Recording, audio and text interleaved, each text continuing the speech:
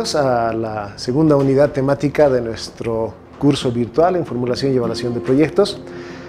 A partir de este módulo y los 5 restantes que vienen por delante, vamos a hablar ya sobre el estudio de diseño técnico de preinversión. Y nos vamos a abocar acá a mostrarles algunas herramientas que les van a ser útiles en el desarrollo de sus actividades cuando se encuentren formulando o evaluando proyectos. Como en el anterior caso, vamos a utilizar algunos recursos. En el caso de este módulo, necesitamos un recurso que se llama Google Earth. Ahí en la presentación ustedes pueden ver la dirección o URL electrónica donde ustedes van a conseguir descargar una versión de Google Earth. Lo único que se necesita es aceptar y descargar las condiciones. Después les va a dar opciones para ver cuál es el software más adecuado a sus equipos, si sus equipos son de 32 bits o de 64 bits. Ustedes escogen, descargan el archivo y lo instalan. Cuando terminen de instalarlo ya tendrán la utilidad y veremos en el acompañamiento de este módulo cómo utilizar la herramienta. De todas maneras, dentro del material ustedes van a encontrar una pequeña guía de Google Earth que también les va a enseñar a utilizar este software que es muy sencillo pero muy potente para las necesidades que tenemos nosotros como proyectistas. Bien, otro recurso que vamos a utilizar se llama Oracle Crystal Ball. Es un recurso de la empresa Oracle, es un software que nos va a permitir hacer análisis de sensibilidad, lo que necesitamos para un proyecto. Este es un software de pago, pero en el link de descarga que ustedes están apreciando van a poder obtener una versión de prueba que les va a durar como 15 días. Y en ese tiempo vamos a tratar de aprovechar este software de la mejor manera. Y de todas maneras, si no, veremos para los siguientes módulos cómo subsanar cuando haya vencido la etapa de prueba. Muy bien, dicho esto, vamos a comenzar nuevamente retomando nuestro curso virtual y hablaremos inicialmente de diagnóstico. ¿Qué es diagnóstico? Ya en el anterior video les comenté sobre algunas herramientas que se pueden utilizar para realizar diagnósticos. Entre ellas están el marco lógico, el análisis FODA, los diagramas de Ishikawa, la matriz, varias matrices que además les comenté ahí, de las cuales ustedes pueden encontrar bibliografía adicional en la internet. Pero después de utilizar estas herramientas, ¿qué obtenemos de esto que es llamado el diagnóstico? Que tiene mucha similitud además con el diagnóstico médico, ¿no? Y de ahí se extrae el vocablo para el área de proyectos. Pues bien, el diagnóstico es un estudio obviamente necesario que consiste en recopilar información, ordenarla, interpretar esta información y obtener conclusiones y plantear hipótesis sobre lo que se está analizando, sobre el objeto de estudio. En el caso de los proyectos lo que queremos es diagnosticar una situación negativa o una situación en la que se presenta una oportunidad favorable, y el diagnóstico nos va a permitir obtener estos elementos que nos van a describir en un instante dado las características que se están enfrentando antes de desarrollar un proyecto. También el diagnóstico es una herramienta fundamentalmente de análisis y reflexión, pues nos va a dar pie para los pasos siguientes en la modificación de determinada situación, ¿no? Especialmente en las situaciones negativas donde se necesita resolver una problemática que aqueja a una sociedad o a una comunidad. Finalmente, a partir del diagnóstico, pues, se conocen las condiciones que existen y que juegan a favor o en contra del proyecto. Y lo que vamos a tratar de hacer es aprovechar las condiciones favorables y tratar de minimizar aquellas condiciones adversas que no nos permitan un desarrollo pleno del proyecto. ¿Para qué sirve el diagnóstico? Pues hay 3 elementos fundamentales. El primero nos permite conocer mejor la realidad y entender las relaciones entre los distintos involucrados, porque los problemas sociales involucran a muchas personas, a muchos actores, y lo primero que tenemos que identificar es cómo son las relaciones y los vínculos entre estos diferentes actores que están involucrados en el proyecto que queremos desarrollar. También nos permite definir problemas con claridad. Esto es muy importante, definir un problema con claridad y las potencialidades que se presentan en el caso de explotar una oportunidad. Vamos a ahondar un poquito en esto de los problemas porque es diferente hablar de una problemática en sí que del problema central. Generalmente lo que nosotros vemos de primera mano son las manifestaciones de un problema, lo que vamos a denominar la problemática, que vienen a ser como los síntomas generales que ve un doctor cuando analiza a un paciente. Pero con estos síntomas inicialmente no es posible decantar en una diagnosis certera sobre cuál es el problema que aqueja a una persona. Lo mismo ocurre en el ámbito de proyectos, en los que lo que vemos primero de forma inicial son esta problemática o las manifestaciones de un problema, pero necesitamos con análisis subsecuentes profundizar y encontrar el verdadero problema, la raíz del problema que aqueja a una sociedad o una comunidad. Y en el caso de una oportunidad, pues encontrar con la profundidad necesaria cuál es la oportunidad que se presenta y que se puede explotar. Luego pues, nos va a permitir diseñar las soluciones y identificar alternativas y decidir acerca de qué acciones podemos realizar con el proyecto. Si tenemos un buen diagnóstico, vamos a poder encaminar en buenas soluciones los recursos que tengamos a mano para desarrollar el proyecto. Ahora vamos a hablar de dos conceptos. Uno es área de estudio y otro es área de influencia. Hablaremos primero del área de estudio. ¿Qué es un área de estudio? Pues es un espacio geográfico donde se va a recoger información para elaborar el estudio. Parece redundante, pero sí, es aquella zona geográfica donde vamos a hacer el levantamiento de la información que nos va a permitir hacer esta diagnosis y decantar en el problema central y poder plantear las soluciones que mejor se adecúen al problema que se ha identificado. ¿Sirve para referencia, para contextualizar el problema? Sí, absolutamente. Y entrega los límites de análisis y facilita también la ejecución del proyecto. Además, el área de estudio comprende el área donde se va a localizar o se localiza la población beneficiaria del estudio. Esto es muy importante porque los proyectos ya vimos que en una pauta buscan la resolución de los problemas de la sociedad. Entonces es muy importante ver dónde está ubicada esta sociedad a la que le aqueja un problema. Y en el caso de la explotación de las oportunidades también, entonces tenemos que identificar la zona donde se van a realizar los estudios, donde se piensa que existe una oportunidad favorable que un proyecto podría aprovechar. Cuando ya hemos determinado el área de estudio, pues vamos a pasar después a analizar el área de influencia.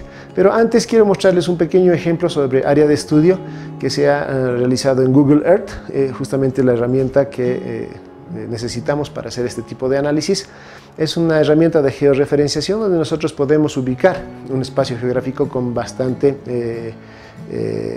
eficacia y eficiencia. Tenemos ahí los límites, por ejemplo, en este caso, en este ejemplo particular, tenemos la zona de Tiahuanaco. Y dentro de esta zona de Tiahuanaco pues está el ámbito urbano, la población aledaña a las ruinas.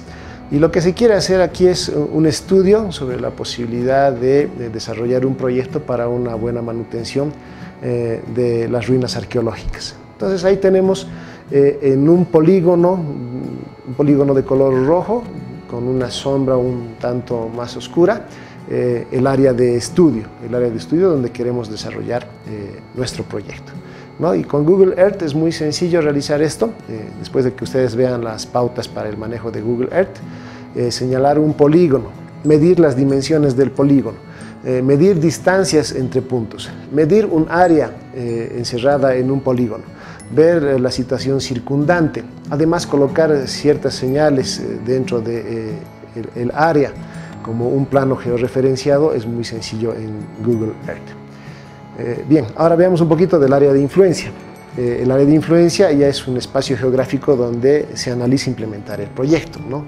Este espacio geográfico ya es más preciso con respecto al área de estudio. El área de estudio generalmente es un área más grande, ¿no? El área de influencia ya acota con mayor especificidad dónde se va a desarrollar el proyecto. Muestra la ubicación de los beneficiarios actuales o también los potenciales y marca los límites dentro de los cuales se va a desarrollar una alternativa de proyecto, ¿no? Que se puede construir en una solución, ¿no? Como estamos en la etapa de análisis, todavía estas áreas de influencia deben determinar cuál va a ser el área final donde se va a desarrollar un proyecto. Y finalmente comentar, ¿no?, como ya hemos visto, que el área de estudio es o el área de influencia es un subconjunto en realidad del área de estudio, es un área menor, ¿no?, y en algún caso podrán coincidir, ¿no? Acá vemos un ejemplo, en el ejemplo que ya les mostré, la misma zona de Tiwanaku tenemos el polígono de color rojo donde tenemos el área de estudio. Y como este es un proyecto abocado a la manutención del área arqueológica, tenemos en un polígono de color amarillo el área donde se circunscribiría el desarrollo de nuestro proyecto. Y como ven, en Google Earth es muy fácil solapar estas áreas para mostrarlas ambas en dimensión, mostrar también sus magnitudes en términos de dimensiones de área, mostrar cercanías o lejanías con respecto a caminos circundantes, a las poblaciones urbanas, a la provisión de servicios, etc., ¿no? Estas imágenes tienen la nitidez suficiente para el desarrollo de proyectos para en esta primera instancia mostrar dónde se encuentran el área de estudio y el área de influencia. Si se quisiera en algún estudio una mayor precisión en términos de planos georreferenciados, ahí tendríamos que buscar algún software especializado en el que podamos realizar mediciones o acotaciones con mayor precisión a la que nos puede facilitar Google Earth. Sin embargo, siendo una herramienta gratuita, pues es accesible a todos y en la etapa de formulación de un proyecto, en las primeras etapas, nos da ya suficientes pautas para hacer los análisis necesarios en el ámbito de las áreas de estudio y las áreas de influencia. Bien, ¿qué características tienen estas áreas, ¿no? Ya hemos dicho, el área de estudio es siempre mayor o igual al área de influencia, ¿no? ¿En qué caso es igual? Pues cuando el proyecto se implemente cerca de los beneficiarios o los demandantes del servicio o el bien. ¿Y cuándo es mayor el área de estudio? Pues cuando el proyecto se implementa en áreas distintas a las de los demandantes o los beneficiarios. Señalamos en la parte inferior de la lámina dos ejemplos. En el caso A, cuando las áreas tienen iguales dimensiones, tenemos, por ejemplo, el desarrollo de proyectos de centros escolares, escuelas, centros de salud o centros policiales. Y en el caso del punto B, los ejemplos en los que el área de estudio supera en dimensión o el área de estudio supera en tamaño al área de influencia, vendría a ser una línea de transmisión de energía eléctrica o una línea de conducción de un sistema de agua potable, ¿no? Y ahí ya vemos que el proyecto, pues, en el estudio abarca inicialmente más que el área de influencia donde se va a desarrollar finalmente el proyecto. Bien, sobre los beneficiarios. Es muy importante la identificación de los beneficiarios para realizar un correcto análisis de las demandas sociales. Los beneficiarios son la razón de ser de los proyectos, son quienes padecen el problema, las carencias y buscan en el proyecto, pues, salidas a estas necesidades, subsanar estas necesidades. Y finalmente son los beneficiarios los que van a consumir o usar los bienes o servicios que va a generar el proyecto para satisfacer estas necesidades identificadas. Pero lo que sí hay que determinar es cuál es la cantidad o nivel de consumo de los bienes o servicios que va a poder proveer el proyecto cuando ya está en su explotación previa. Entonces, primero tenemos que analizar, ¿no?, y determinar la viabilidad y el dimensionamiento del proyecto y determinar cuántos son los beneficiarios y las necesidades que deben suplirse para cada uno de ellos nos va a dar una buena pauta de cuál sería el dimensionamiento del proyecto o de qué tamaño tendríamos que realizar el proyecto. Los pasos para este análisis son los siguientes. El primer paso es identificar a la población que se va a beneficiar del proyecto. El segundo paso es caracterizar y estimar esta población. Y hablamos de caracterizar en mostrar sus características sociales, culturales, económicas, de desarrollo, etc. El paso 3 está establecer una demanda insatisfecha de aquel bien o aquel servicio que necesita esta comunidad, esta población para subsanar algún estado negativo que la aqueja. Y el paso 4 es establecer los criterios de asignación. vale decir a cuánto se llegará en el proyecto con las soluciones planteadas, si se puede llegar a todos los demandantes o solo a una porción de los demandantes que se convertirían ya en los beneficiarios del proyecto. Al análisis de población, entonces, vamos a partir haciendo esta identificación o caracterización. Hacemos la cuantificación de la población actual, la delimitamos en una referencia geográfica, vemos la evolución de esta sociedad en un estado actual y para los siguientes años, en términos de la calidad y cantidad de su desarrollo y de los bienes y servicios que son necesarios para atender las necesidades que se han patentizado a través del diagnóstico. Y tipificamos la población además, ¿no?, como una población de referencia que nos va a permitir hacer los análisis de demanda. Después tenemos una población afectada, que es la denominada carente, sobre la cual queremos llevar el proyecto para justamente subsanar las falencias determinadas en la etapa del diagnóstico, identificación.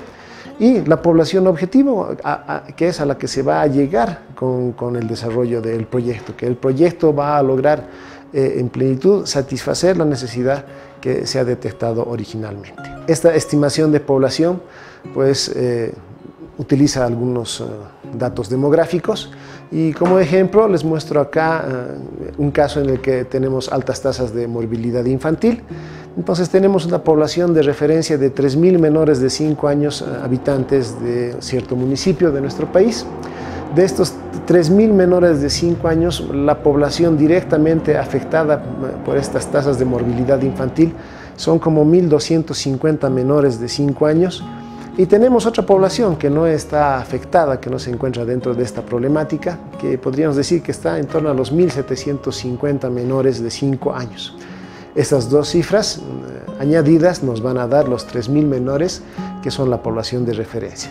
Ahora, de esta población afectada, la población objetivo son 850 menores de 5 años que se encuentran por debajo de la línea de pobreza, a los que se va a llegar con el proyecto, a los que se piensa ir con el proyecto para subsanar las necesidades y reducir estas altas tasas de morbilidad infantil. Pero el proyecto no puede alcanzar a todos porque generalmente los proyectos tienen restricciones de tipo presupuestario, los recursos no se encuentran a disponibilidad, hay que hacer captación de recursos y por lo tanto no se puede satisfacer todas las necesidades insatisfechas. Y tenemos una población postergada que estaría en torno a 400 menores de 5 años, ¿no?, de condición no pobre.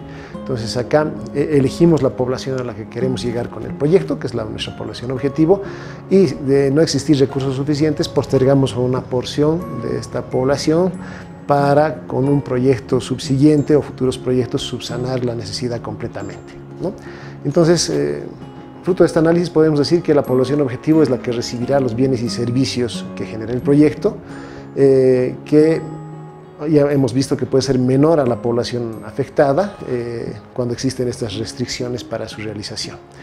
Y el ideal es obviamente que la población objetivo sea igual a la población afectada, pero en muchos casos no se puede responder por los escasos recursos a todos aquellos que aqueja alguna problemática, ¿no? Entonces se necesita hacer priorizaciones y postergaciones y planear proyectos subsecuentes hasta que se pueda subsanar definitivamente los problemas que aquejan a la sociedad. ¿A qué se refiere la caracterización? Habíamos hablado de caracterizar una población y aquí la caracterizamos en 3 ámbitos. Uno en su dimensión social, especialmente en la que es relevante ver los tratamientos de los problemas, ¿no?, como son los ingresos, el empleo, las dimensiones culturales, las edades y el grado de avance de la problemática dentro de esta sociedad. En la caracterización también está la dimensión geográfica, donde hablamos sobre la zona o el área donde están ubicadas estas poblaciones que se correlacionan con un problema. Y ya hemos visto las herramientas que podemos utilizar también para este tipo de caracterización. Y en su dimensión temporal vemos cuántas personas están aquejadas por cierta problemática, vemos el crecimiento poblacional para ver cuántas personas en un futuro también adolecerán de cierta problemática y proyectar las soluciones o los proyectos para que puedan subsanar en los futuros inmediatos las necesidades que vayan surgiendo de las nuevas poblaciones fruto del crecimiento poblacional. ¿no? Entonces es muy importante realizar esta caracterización, porque una buena caracterización de beneficiarios pues va a permitir que se alcancen los objetivos del proyecto. Ahora vamos a ver una técnica o una mecánica para proyección de población, y nos vamos a sustentar en las tasas de crecimiento poblacional. Y ustedes ven en la lámina, ahí tenemos una ecuación matemática que nos permite determinar la tasa de crecimiento poblacional, donde encontramos un cociente entre dos poblaciones, una a la que denominaremos población final en un instante final de tiempo, y una población inicial en un instante inicial de tiempo, ¿no? Estos dos instantes de tiempos obviamente tienen una separación, ¿no?, en el transcurrir del tiempo. Y vemos además que este cociente está elevado a una potencia, es un quebrado, vendría a ser una raíz enésima, donde ese número n es la diferencia entre estas dos fechas en las cuales evaluamos la población en un instante final y en un instante inicial. Y esta diferencia, este lapso de tiempo que transcurre entre una fecha final y una fecha inicial, pues la vamos a denotar en años. De esta misma ecuación, entonces podemos decir que una población final en un instante de tiempo es igual a una población inicial de referencia multiplicado por la tasa de crecimiento poblacional elevado a una potencia enésima, donde esta potencia nos va a también permitir proyectar esa población a diferentes años hacia el futuro, ¿no? Nosotros escogeremos ese exponente enésimo y podremos proyectar esta población para 1, 2 o 3 años más adelante. Los datos. La tasa de crecimiento poblacional es un dato que se obtiene del Instituto Nacional de Estadística. Son datos intercensales de población y vivienda, vale decir que cada censo se obtiene la población registrada en determinada zona geográfica, y con base en poblaciones, comparando poblaciones de diferentes censos, obtenemos esta tasa de crecimiento poblacional intercensal. Hagamos un ejemplo rápidamente. Supongamos que tenemos la necesidad de proyectar la población de Mecapaca, un municipio de La Paz, y tenemos los datos del censo. Primero, recordar que el censo de población y vivienda, el último censo de población y vivienda, se realizó el 21 de noviembre del 2012, y en aquella oportunidad se registraron 16.086 habitantes en el municipio de Mecapaca. Los datos intercensales obtenidos por el INE señalan que el crecimiento poblacional es de alrededor de 2.777%, que expresado en tanto por uno vendría a ser 0.02777. La pregunta que queremos responder es: ¿cuál es la población proyectada en un futuro para el 24 de agosto de 2019? Entonces, lo que tenemos que hacer inicialmente es calcular el tiempo transcurrido desde el último censo hasta la fecha a la que requerimos hacer esta proyección. Lo vamos a hacer primero pausadamente, y después vamos a ver con qué herramienta de una hoja electrónica vamos a poder realizar estos cálculos. Entonces, del 21 de noviembre de 2002 al 21 de noviembre del 2018 han transcurrido 6 años, y del 21 de noviembre del 2018 al 24 de agosto del 2019 han transcurrido 276 días calendario, que si queremos expresarlos en fracción de un año, vamos a dividirlos entre 365 días, que es la duración convencional de un año, pero es mejor si utilizan como denominador 365.25 días, cuya fracción vendría a subsanar los años bisiestos que nos permiten, o que a raíz del año bisiesto pues sumamos un día adicional cada 4 años, el 29 de febrero, llamando a este año bisiesto, ¿no? En Excel vamos a utilizar la función días, o directamente la diferencia entre dos campos de fecha nos va a dar igual resultado. Haciendo el cálculo numérico, vemos que esta fracción de días respecto a un año es de 0,75 años, que sumados a los 6 años transcurridos desde el censo de población y vivienda, tenemos un total de 6,75 años. Luego, la proyección de la población final, reemplazando en la ecuación que mostramos anteriormente, vendría a ser los 16.086 habitantes del censo de población y vivienda del 21 de noviembre del 2012, multiplicado por 1 más la tasa de crecimiento poblacional expresada en tanto por 1, y elevado a la potencia que acabamos de calcular, que es de 6.75 años, con lo que obtenemos un resultado de 19.356 habitantes estimados para el 24 de agosto de 2019. Si estos cálculos quisiéramos realizarlos en una hoja electrónica, enseguida les muestro cuál sería el cálculo. Aquí tienen una lámina donde se encuentran los resultados que publica el INE sobre los datos de censos de población y vivienda, para decir las tasas de crecimiento intercensal.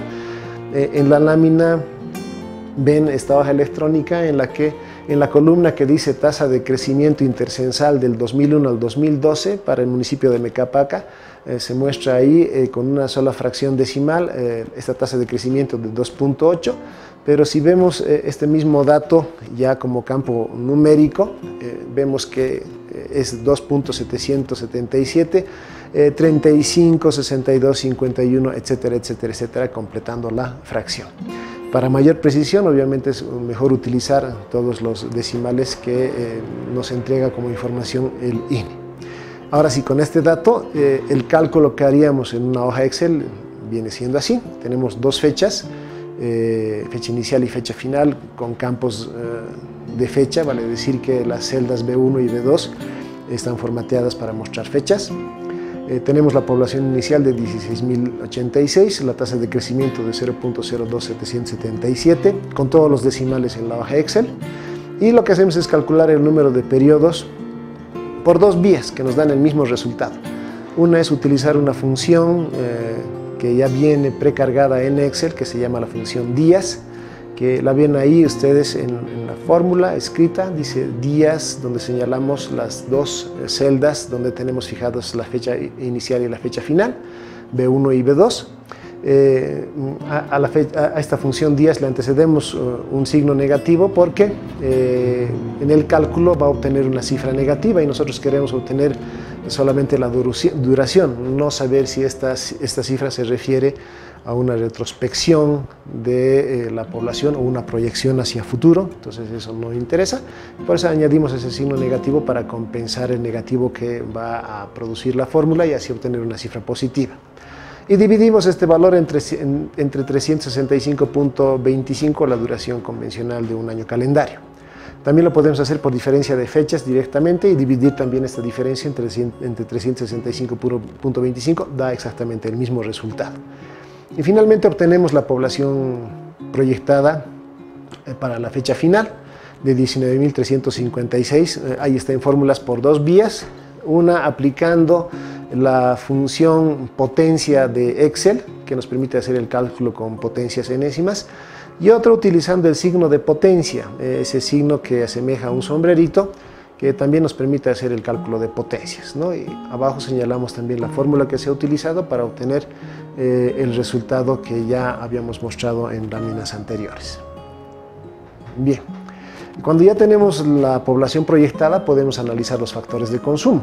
Entonces, ciertos productos mantienen relaciones proporcionales de consumo con respecto a la población. Vale decir que a medida que crece la población en forma vegetativa, los factores de consumo dentro de ciertos lapsos de tiempo también se mantienen constantes.